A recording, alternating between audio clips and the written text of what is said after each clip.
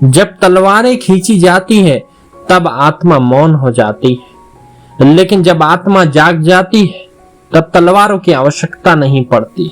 अगर आप भी अपने अंदर के युद्ध से परेशान हैं, आपको लगता है कि अपना शरीर छोड़ देना चाहिए या आत्महत्या जैसे विचार आते हैं, तो जरूर बनी रहिएगा। थोड़ी सी मेरी बात सुनिए। जीवन में हम सब युद्ध लड़ रहे हैं, कोई बाहरी कोई भीतरी, कभी दुनिया से, कभी हालात से, कभी अपने मन से, कभी अपने ही पापों से। लेकिन आपने कभी क्या सोचा है, महायोद्धा केवल हथियार चलाना जानते हैं? ऐसा बिल्कुल नहीं है। वे पहले स्वयं को जीतते हैं, फिर शत्रुओं को जीतते हैं। राम, कृष्ण, महावीर, बुद्ध, सब में एक बात बिल्कुल समान थी, वे सभी क्षत्रिय योद्धा थे। युद्ध उनके लिए साधना थी। राम ने रावण को मारा, लेकिन पहले अपने स्वार्थ, मोह, अपने अंतर्द्वंद में छिपे हुए जितने शत्रु थे उनको मारा, उसके बाद में रावण का वध किया। कृष्ण ने युद्ध का मार्ग चुना, लेकिन पहले उन्होंने अर्जुन को गीता सुनाई, क्योंकि वे जानते थे अर्जुन अपने अंतर्द्वंद में युद्ध कर रहा है। बुद्ध ने कभी युद्ध नहीं लड़ा, किंतु सैकड़ों युद्धों को समापन करने की चेतना को जरूर जन्म दिया था, अहिंसा की भावना को बढ़ावा दिया था। युद्ध का अर्थ केवल खून बहाना नहीं होता, वो तो बाहरी युद्ध होते हैं। हम बात कर रहे हैं इस समय आंतरिक युद्ध की। जब आप अपने भीतर उठती वासना से लड़ते हैं, जब आप अपने लोभ को चुनौती देते हैं, जब आप अपने क्रोध अहंकार की गर्दन पकड़ते हैं, तो आप एक योद्धा कहलाते हैं। आंतरिक ही सही, लेकिन आप एक योद्धा कहलाते हैं।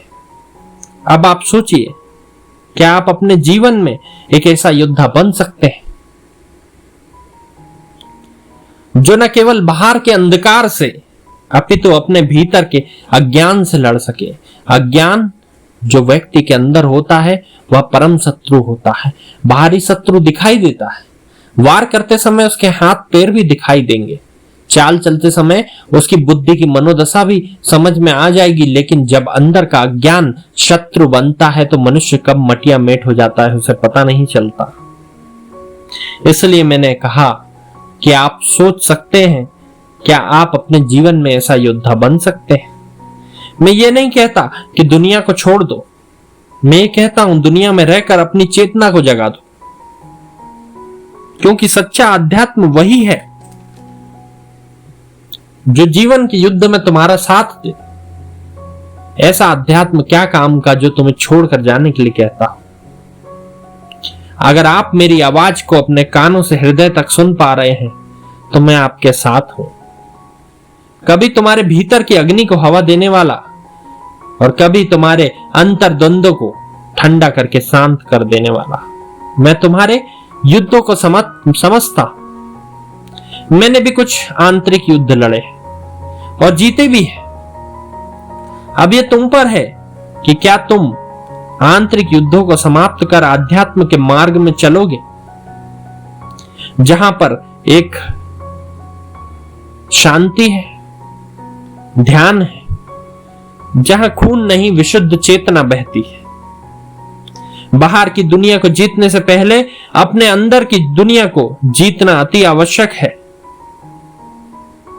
भीतर जीत होने पर बाहर के शत्रु स्वयं ही समाप्त हो जाते हैं, या तो वे अपने आप समाप्त हो जाएंगे या आपके ज्ञान के प्रभाव से या आपके प्रभाव से समाप्त हो जाएंगे, या तो फिर आपकी ऐसी ऊर्जा उत्पन्न होगी, आप उस स्थान पर होंगे कि प्रकृति स्वयं उनको नष्ट कर देगी।